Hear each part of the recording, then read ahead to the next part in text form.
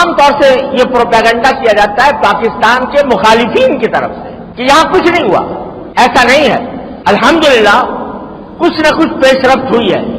ٹھیک ہے وہ کافی نہیں ہے اور یہ ٹھیک ہے کہ ہمیں اور بڑی آگے منزل کی طرف جانا ہے, لیکن الحمدللہ بہت سی حیثیتوں سے ہمارا ملک, ہمارے ملک کے حالات ساری دنیا کے ملکوں سے ممتاز ہیں. مسلمان ملکوں کا حال یہ ہے کہ وہاں پر اکثر و بیشتر بلا استثناء, بلکہ میں اگر کہوں تو غلط نہیں ہوگا, وہاں پر حکومت کے اوپر تنقید کرنے کی آزادی نہیں ہے. یہاں تک کہ جمعہ کے خطبے, جمعہ کی جو میں تقریر آپ کے سامنے کر رہا ہوں, یہ کھل کر کوئی آدمی نہیں کر سکتا اور اس کے اوپر پابندیاں ہیں. تقریریں حکومت کی طرف سے لکھی ہوئی آتی ہیں, ان کو پڑھنا ہوتا ہے, اور اگر کہیں پڑھنا نہیں ہے تو اس کی نگرانی ہوتی ہے کہ یہ کیا کہہ رہا ہے. اگر حکومت کے خلاف ایک لفظ بول دے تو اس کو گرفتار کر لیا جاتا ہے.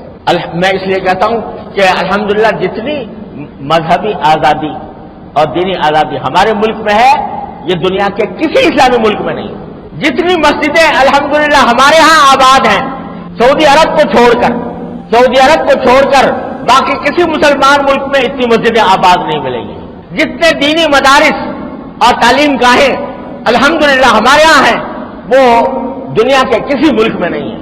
تبلیغی جماعتیں جتنی آزادی کے ساتھ اور فعالیت کے ساتھ یہاں کام کرتی ہیں, دنیا کے کسی ملک میں نہیں کام کر سکتی. یہ ساری نعمتیں اللہ تبارک و تعالیٰ میں عطا فرمائے. تو میں اس لیے بات کر رہا ہوں کہ ہمیشہ جب بھی پاکستان کا ذکر آتا ہے اور پاکستان کے حالات کا ذکر آتا ہے تو اس کا منفی پہلو اور اس کی جو خرابیاں ہیں ان کو تو اجاگر کیا جاتا ہے, لیکن جو اللہ تعالیٰ نے نعمتیں عطا فرمائی ہیں ان کو ہم بھول جاتے ہیں.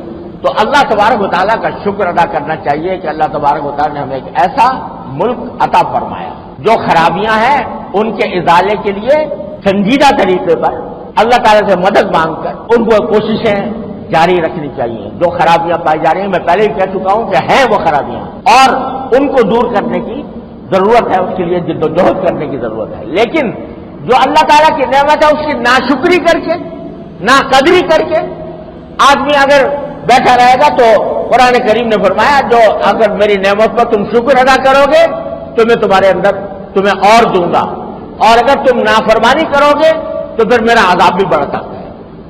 تو یہ جو ہم جن عذاب میں چلے آ رہے ہیں وہ مدتوں سے مسائل کے ایک سیلاب کے اندر گھرے ہوئے ہیں, وہ در حقیقت ہماری ناشکری کا نتیجہ. اچھے لوگ پاکستان کے رہنے والے, پاکستان میں کھانے والے, پاکستان سے نفع اٹھانے والے, وہ پاکستان کی برائیاں کرتے اور پاکستان کو یہ کہا جاتا ہے کہ یہ بنا ہی غلط تھا, اور اس طرح کی باتیں کر کے ناشکری کر. جب اللہ تعالیٰ کی نعمت کی ناشکری کی جائے گی تو پھر اس کے فوائد بھی انسان حاصل نہیں کر سکتا. سوشل میڈیا پر سب سے قدیم اور سب سے ریلائبل برانڈ درسقرآن.com